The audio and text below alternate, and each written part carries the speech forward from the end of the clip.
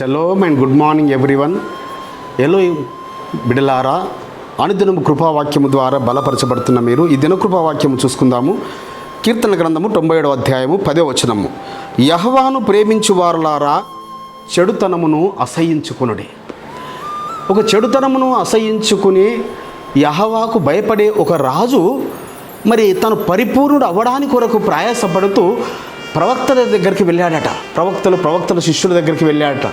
వెళ్ళి, అయ్యా, నేను పరిపూర్ణుని అవ్వాలి, నేను ఆయన రాజ్యంలో పరిపూర్ణుగానే ఎంటర్ అవ్వాలి, నేను చెడుతనంను అసహ్యించుకుంటున్నాను, దుర్మార్గాన్ని అసహ్యించుకుంటున్నాను, యెహోవాను ప్రేమిస్తున్నాను అనగా అతను అక్కడ ఒక పరీక్ష పెట్టాడు.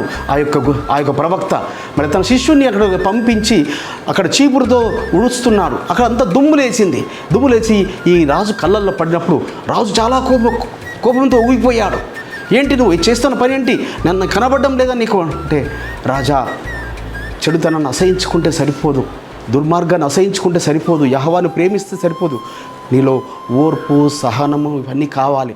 మీరు మళ్ళీ 1 year తర్వాత రండి అని మళ్ళీ 1 year ఆయనకు టైం పెట్టాడు. మళ్ళీ నెక్స్ట్ ఇయర్ వచ్చినప్పుడు మళ్ళీ ఆ గురువు గారు ఇంకొక శిష్యుడిని పంపించి బకెట్తో నీళ్లు పట్టుకొని వెళుతూ అతను రాజు యొక్క భుజాన్ని తాకాడు. ఆ భుజాన్ని తాకగానే అప్పుడు అంటున్నాడు ఈ రాజుగారు, సహోదరుడా, నీ భుజానికి గాయమైందా? సో అనగా చూడండి ఎంత మార్పు.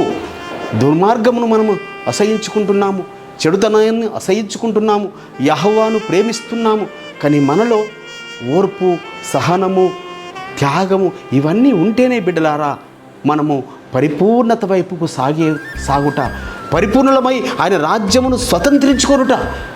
కాబట్టి ఆ రాజు మరి చూడండి తక్కువ కాలంలోనే ఒక పరిపూర్ణత వైపుకు నడిచాడు.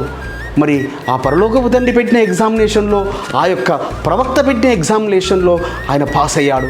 అదేవిధముగా మన పరమ తండ్రి కూడా బిడలారా మనకు పరీక్ష పెడుతుంటుంటాడు. కొన్ని మార్లు మనలోని ఓర్పును పరీక్షిస్తుంటాడు, మనలోని సహనాన్ని పరీక్షిస్తుంటాడు, మనలోని మంచితనాన్ని, మనలోని దుర్మార్గం మనం ఎంతవరకు అసహించుకుంటారో దాన్ని పరీక్షిస్తుంటాడు. ఆయన పరిశుద్ధాత్ముడు పెట్టే పరీక్షలో మనం నెగ్గామా, మనం కూడా పరిపూర్ణత వైపు సాగేవారమే. అపోస్తలుడైన పౌలు గారు చెప్పినట్టుగా, నేను మెస్సీని పోలి నడుచుకున్నాను, మీరు నన్ను పోలి నడుచుకోండి అని ఆ యొక్క వాగ్దానం మనం స్వతంత్రించుకునే వారముగా ఉంటాము. అట్టి కృప పరమతండ్రి మనందరిలో విస్తరింపచేయుగాక. ప్రార్థించుకునే పరిశుద్ధుడైన తండ్రి, అవును ఆయన, దుర్మార్గమును, చెడుతనము అసహించుకోవడమే కాదు, మిమ్మల్ని ప్రేమించడమే కాదు, మాలో ఓర్పు, సహనము, అయ్యా మరి అవన్నీ దీర్ఘశాంతం కలిగి ఉన్నప్పుడే మేము పరిపూర్ణమై మీ రాజ్యం సంతరించుకుంటామనే మాటలు బట్టి మీకు స్తోత్రములు చెల్లిస్తూ నజరుడైన యేసు మెస్సీయ నామమున స్తుతించి ప్రార్థించి పెట్టుకుంటున్నాం. పరమ తండ్రి, మన పరలోకపు తండ్రియు, మన రక్షకుడును, విమోచకుడు, ఆచార్యుడైన యేసు మెస్సీయ వారి దివ్య సముఖం నుంచి మీకు, మీ కుటుంబాలకు, మీ వంశాలకు శాంతి, సమాధానము, కృపయు నిరంతరము నిలిచి ఉండునుగాక. ఆమేన్.